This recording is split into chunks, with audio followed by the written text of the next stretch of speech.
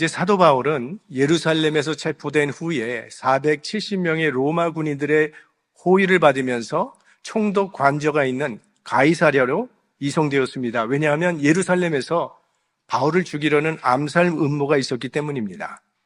이제 가이사랴에서 바울은 3번의 재판을 받게 됩니다. 첫 번째는 벨릭스 총독 앞에서, 그 다음에는 베스토 총독 앞에서, 그리고 3번째는 아그리빠 왕 앞에서 재판을 받습니다. 오늘은 바울이 벨릭스 총독 앞에서 재판을 받는 이야기입니다. 자, 여기 벨릭스라고 하는 인물은 본래 노예 출신이었지만 총독의 자리까지 오른 그런 사람입니다. 그가 그렇게 될 수 있었던 것은 그의 형 팔라스라고 하는 사람이 네로 황제의 총애를 받았기 때문입니다. 그리고 이 벨릭스라고 하는 인물은 출세를 위해서라면 수단과 방법을 가리지 않는 그런 사람입니다. 그래서 그가 황제를 위한다는 그런 명분 아래 많은 유대인들을 학살했습니다. 그리고 폭동이 일어나면 이 사람은 폭동 주동자뿐 아니라 그 주변에 있던 모든 사람들을 처형하는 방식으로 폭동을 진압했습니다. 그래서 이 벨릭스는 유대 역사상 최고 악한 그런 총독으로 알려져 있는 사람입니다.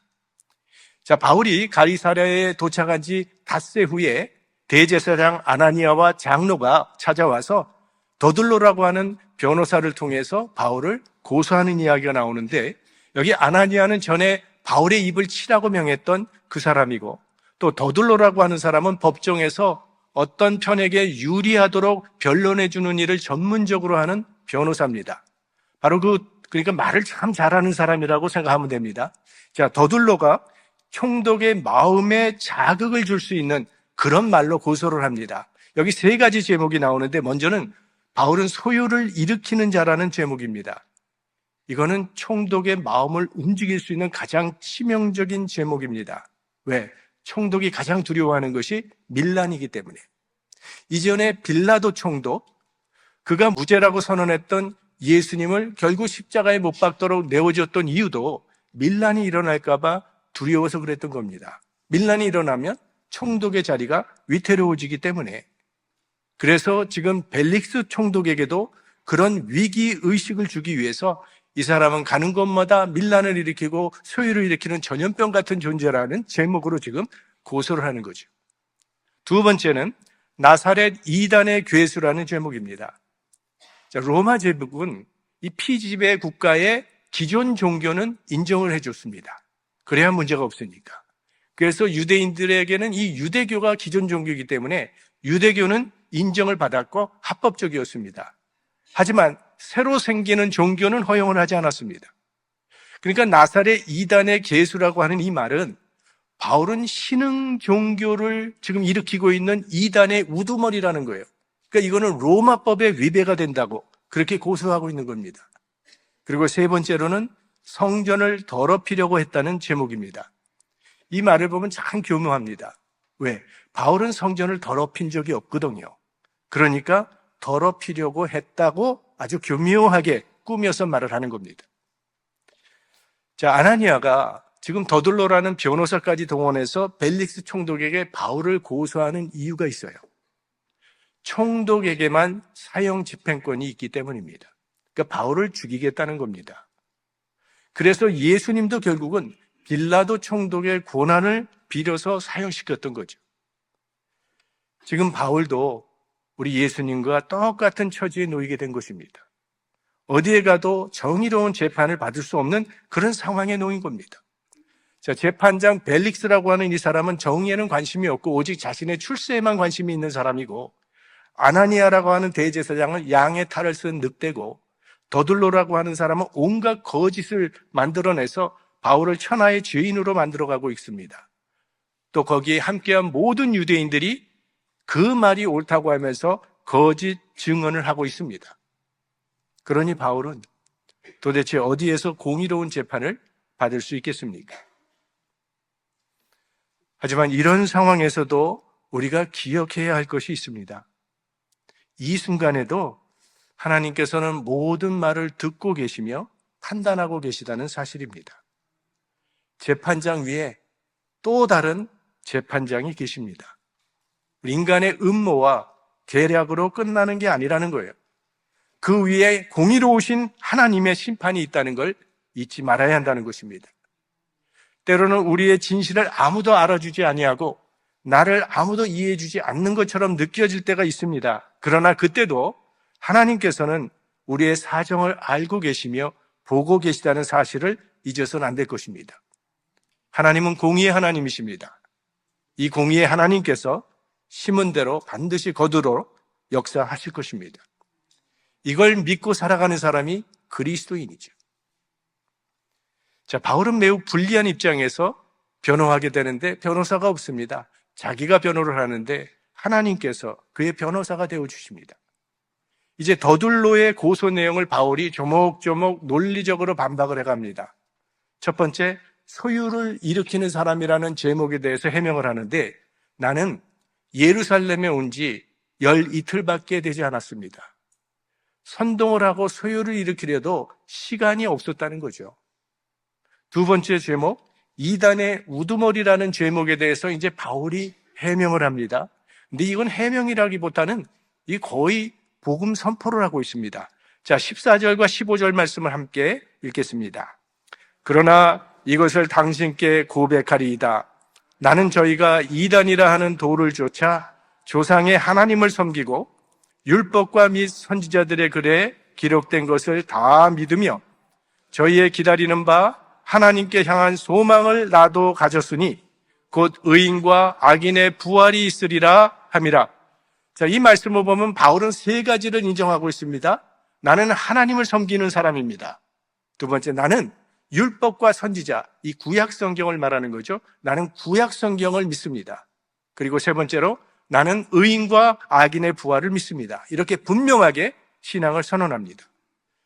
나도 하나님을 섬깁니다. 다만 나는 저희들이 이단이라고 부르는 예수 그리스도를 따라서 하나님을 섬긴다고 자신의 신앙을 분명하게 고백합니다. 기독교는 예수 그리스도가 하나님께 나아가는 길이요 진리요 생명이라고 믿는 종교입니다. 지금 바울이 그걸 얘기하는 겁니다. 구약 성경에서는 메시아가 올 것을 예언했습니다. 유대교는 아직 그 메시아가 오지 않았다고 믿고 있습니다. 그래서 지금도 메시아를 기다리고 있는 겁니다. 그러나 기독교는 구약 성경에서 예언한 그 메시아가 바로 예수 그리스도라고 믿고 있습니다. 지금 바울이 주장하고자 하는 것은 예수님은 유대교의 이단이 아니라 유대교의 성취라는 겁니다. 그러므로 예수님을 믿고 있는 자신이야말로 참 이스라엘이요, 참 유대인이라고 선포하고 있는 것입니다. 성경에 보시면 혈통적 이스라엘이 다 이스라엘이 아니라 예수 그리스도를 믿는 저와 여러분 같은 사람이 참 이스라엘이라고 그렇게 말하고 있습니다. 그러니까 아브라함의 혈통을 받고 태어난 사람이 아브라함의 후손이 되는 것이 아니라 예수 그리스도를 믿는 우리 같은 사람들이 진정한 아브라함의 후손이 되는 축복을 우리가 받았다는 거예요. 바울은 이 설명하는 거, 자기를 변호하는 내용을 보시면 어떻게 하든지 이 상황을 한번 빠져나갈 수 있게 해야 되겠다라는 그런 것에 초점을 맞추는 것이 아니라 오히려 예수 그리스도를 증거하고자 하는 그 일에 초점을 두고 담대하게 자신의 믿음을 고백하는 것을 볼 수 있습니다. 지금 여기서는 말 한마디 잘못하면 목숨이 위태로워지는 상황인데 바울이 이처럼 담대할 수 있었던 이유는요, 그의 양심에 거리낌이 없이 살아왔기 때문입니다. 16절을 같이 보겠습니다. 이것을 인하여 나도 하나님과 사람을 대하여 항상 양심에 거리낌이 없기를 힘쓰노라. 사람은 양심에 거리낌이 있으면 비굴해지기 마련입니다. 바울은 양심에 거리낌이 없었기 때문에 거짓말을 하거나 포장할 필요가 없었던 거죠. 사람들은 종종 상황에 따라서 적당히 말을 바꿉니다. 그렇게 하면 그 순간은 피할 수 있을지 모르지만 결국은 자기가 놓은 덫에 스스로 걸리게 되는 거죠. 바울의 최후의 보루는요, 진실된 양심이었어요. 우리가 얼마 전 사내들인 공회 앞에서도 사도 바울이 나는 범사에 양심을 따라 하나님을 섬겼다고 담대하게 양심 선언했던 것을 우린 기억하고 있습니다. 성경의 번역본이 여러 가지가 있기 때문에 조금 차이는 있지만 신약 성경에 양심이라는 단어가 32번 나옵니다. 근데 그 중에 21번을 사도 바울이 사용합니다. 그러니까 바울은 말 그대로 양심의 사람이에요. 그리고 이 진실한 양심은요, 다른 사람의 양심을 흔들어 깨우는 힘이 있습니다. 오늘 바울의 양심과 진실이 이 벨릭스 총독의 양심을 움직이고 있음을 알 수 있습니다. 왜냐하면 이 벨릭스가 이 재판을 결론 짓지 아니하고 연기를 합니다. 그리고 사도 바울에게 어느 정도 자유도 줍니다. 그리고 그의 친구가 와서 돌봐주는 것도 허용해 줍니다. 이만하면 지금 바울의 그 진실한 모습 가운데 벨릭스에게 어떤 감동이 있었음을 우리가 알 수 있습니다. 그리고 이것이 그리스도인의 모습이라고 생각합니다. 우리 그리스도인들은 감동을 줄 수 있어야 하죠. 사람을 감동시키는 것은 화려한 화술이나 능숙한 처세술이 아닐 겁니다. 진실에 감동이 있는 거죠.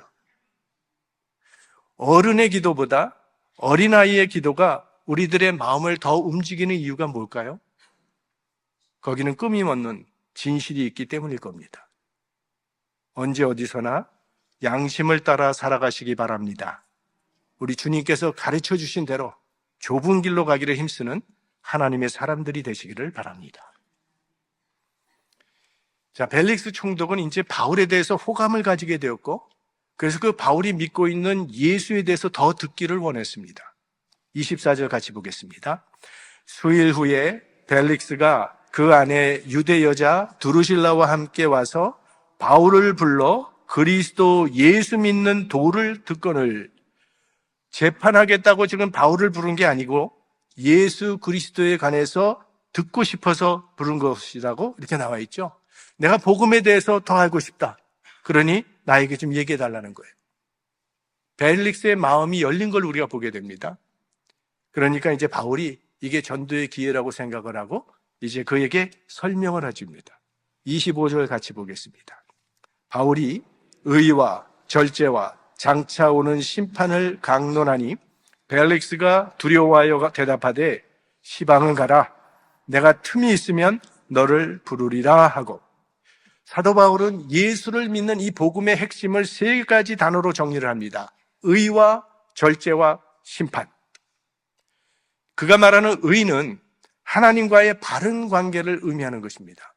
율법의 행위를 통해서 내가 의롭게 된다는 그런 의가 아니라 나를 대신하여 십자가에 죽으신 예수 그리스도를 믿음으로 말미암아 주어지는 하나님의 의에 대해서 말하고 있는 것입니다. 그 다음은 절제입니다. 우리가 믿음으로 의롭다함을 받았다고 이제부터는 마음대로 살아가는 그런 사람들은 아니죠. 오히려 우리는 의롭다함을 받은 사람답게 복음의 가치를 지키면서 복음이 요구하고 있는 거룩한 삶을 살아가야 합니다. 바울은 그것을 절제라는 단어로 표현하는 겁니다. 그리고 세 번째로 심판입니다. 복음에는요, 심판의 요소가 포함되어 있습니다. 어떤 사람은 복음을 참 기쁘고 감사한 마음으로 받아들이는가 하면 어떤 사람은 복음을 배척하고 싫어하고 핍박하는 그런 사람들도 있습니다. 그래서 이 심판의 날은 하나님의 백성들에게는 구원의 날이 되지만 복음을 거부하는 사람들에게는 형벌의 날이 되는 거예요. 그러니까 복음은 양명성이 있다는 겁니다. 양날의 검입니다. 복음은. 자, 이 의와 절제와 심판은요, 구원의 세 가지 차원과 연결되는 거예요. 우리가 구원의 세 가지 차원을 알고 있지 않습니까? 칭의, 성화, 영화. 바울이 말하는 이 의는 칭의를 말하는 거예요. 하나님께서 우리를 의롭다고 청하해 주시는 그 의. 이건 단번에 이루어진 구원을 말하는 것이죠. 과거의 구원입니다. 그 다음에 절제는 우리가 이 땅을 살아가면서 경험하게 되는 현재 진행형의 구원, 흔히 우리가 성화라고 부르는 그런 구원의 차원입니다. 예수 그리스도를 닮아가는 삶, 복음이 요구하고 있는 거룩한 삶을 살아가는 것을 우리는 성화라고 부르죠. 그리고 세 번째로 심판은 예수 그리스도의 재림시에 완성될 미래의 구원, 이걸 우리는 영화라고 부릅니다. 근데 지금 바울이 얘기하고 있는 이 의와 절제와 심판 이 세 가지는요, 벨릭스에게는 모두 찔리는 설교고 걸리는 설교입니다. 자, 의. 벨릭스는 출세를 위해서 수많은 사람들을 죽인 불의한 사람이에요. 절제, 한 가지만 예를 들자면 그는 남의 아내를 빼앗아서 아내로 삼았던 사람입니다. 오늘 본문에 벨릭스의 아내 두루실라라고 하는 여인이 나오는데, 이 두루실라는 원래 작은 나라의 왕과 결혼했던 그런 여인입니다. 그런데 벨릭스가 자기 권력을 이용해서 자기 아내로 빼앗아 버린 거예요. 그래서 벨릭스에는 3명의 아내가 있었습니다. 두루실라는 3번째 아내였어요. 그러니까 절제하고도 관련이 없는 사람이죠. 그러니까 의나 절제, 뭘 봐도 전혀 내세울 것이 없는 벨릭스는 장차 하나님의 심판이 임할 것이라는 이 말씀에 대해서 몹시도 마음이 불편했을 겁니다. 자, 설교의 반응은 보통 2가지로 나타나는데요. 하나는 두려움, 또 하나는 평안입니다. 근데 벨릭스의 마음에는 두려움이 생겼다고 했어요. 말씀에 마음이 찔렸다는 겁니다. 마음이 찔렸다는 것은 성령의 감동이 있었다는 이야기입니다. 마음에 찔림이 있었다면 회개하고 돌이키면 평안이 임하게 되어 있는 겁니다. 그러나 벨릭스는 그 귀한 구원의 기회를 다음으로 미루는 불행을 저지르고 맙니다. 시방은 가라. 내가 틈이 있으면 너를 부르리라. 장차 심판이 있을 거라는 그 말이 너무나 두렵고 무서워서 시방은 가라. 급하니까 사투리까지 쓰면서 피해버리는 거죠. 그런데 오늘 본문을 보면 그걸로 끝나지가 않습니다. 그 후에도 벨릭스가 바울을 자주 불렀다고 했어요. 그 이유가 26절에 나오죠. 같이 보겠습니다. 동시에 또 바울에게서 돈을 받을까 바라는 거로 더 자주 불러 같이 이야기하더라. 원래 이 벨릭스 총독은 뇌물을 좋아하는 사람으로 유명했습니다. 그래서 뇌물을 받고 판결을 굳게 하는 아주 불의한 그런 총독으로 소문이 난 사람이에요. 사도 바울이 3차 전도여행을 마치고 예루살렘에 왔던 큰 이유 중에 하나는요, 지금 흉년으로 말미암아 예루살렘에 있는 성도들이 고난 가운데 있다는 소식을 듣고 마게도냐와 아가야에 있는 교회들이 구제헌금을 했습니다. 그래서 그 구제헌금을 전달하기 위해서 바울이 예루살렘에 급하게 왔던 것입니다.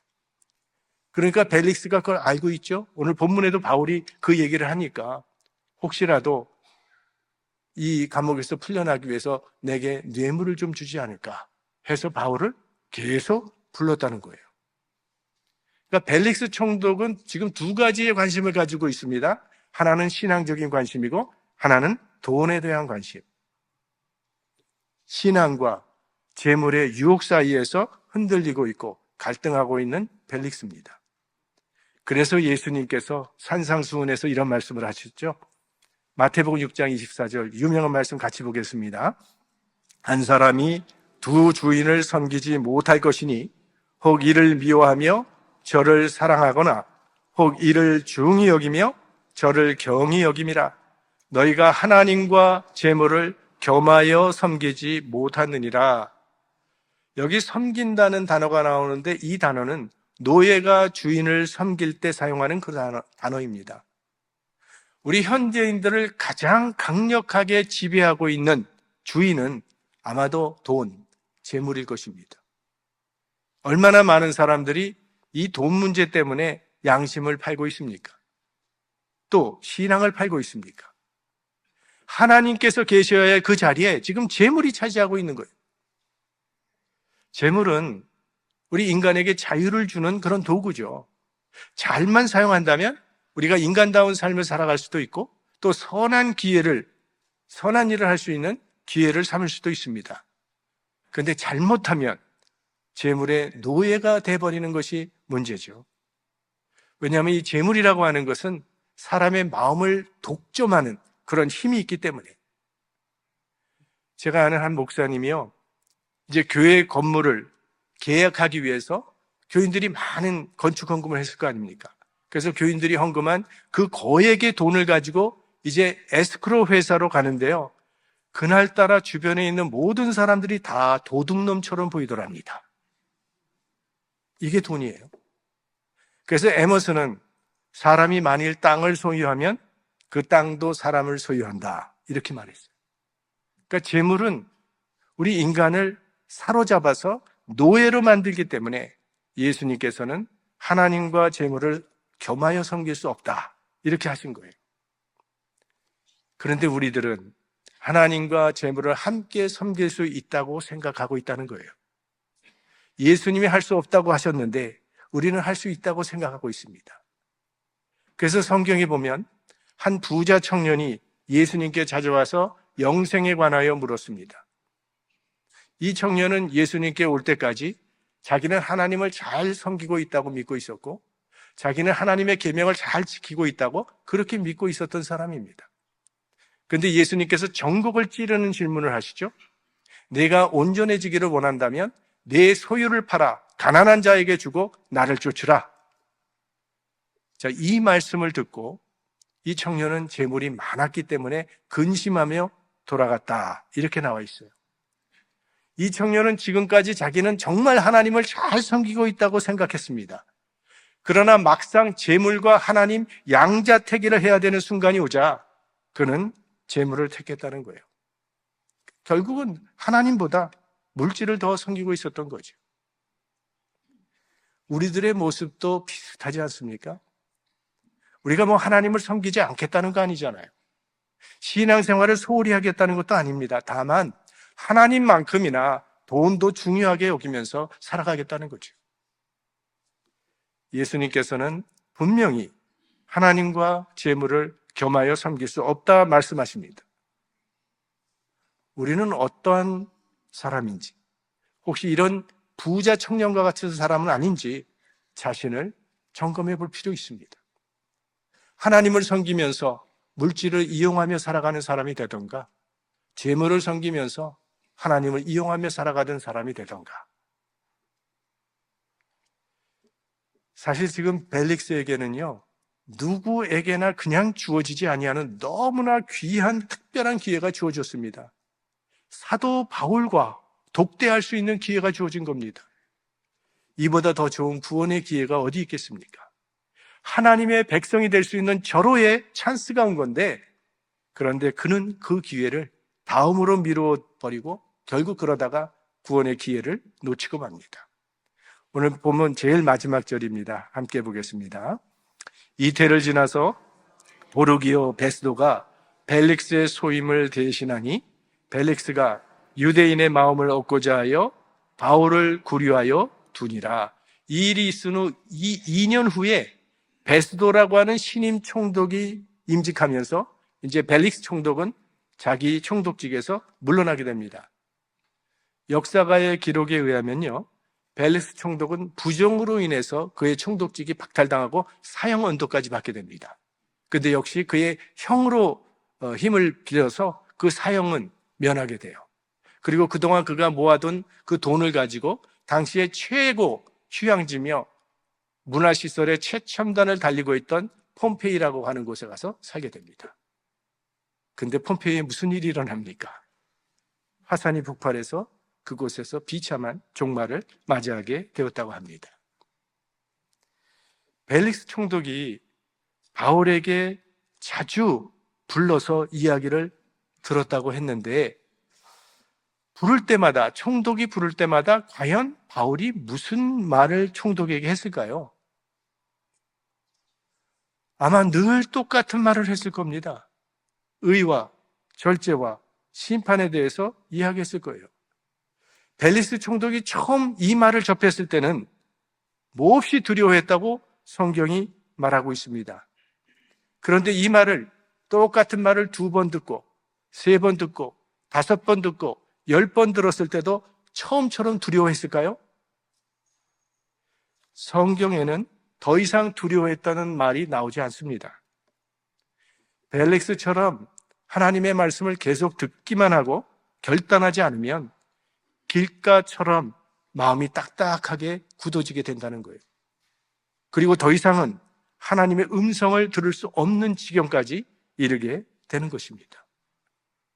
어떤 때는 우리가 하나님의 말씀을 읽다가 혹은 하나님의 말씀을 듣다가 내 심령을 두드리는 그런 소리를 들을 때가 있습니다. 내 심령이 찔림을 받을 때가 있어요. 마음이 열리고 감동이 일어날 때가 있습니다. 하나님이 주시는 절호의 기회입니다. 이때 미루지 말고 결단하셔야 해요. 옳은 일을 하겠다는 생각이 들면 오늘 당장 해야 합니다. 하나님께서 들려주시고 깨우쳐 주실 때 결단하고 실천해야 합니다.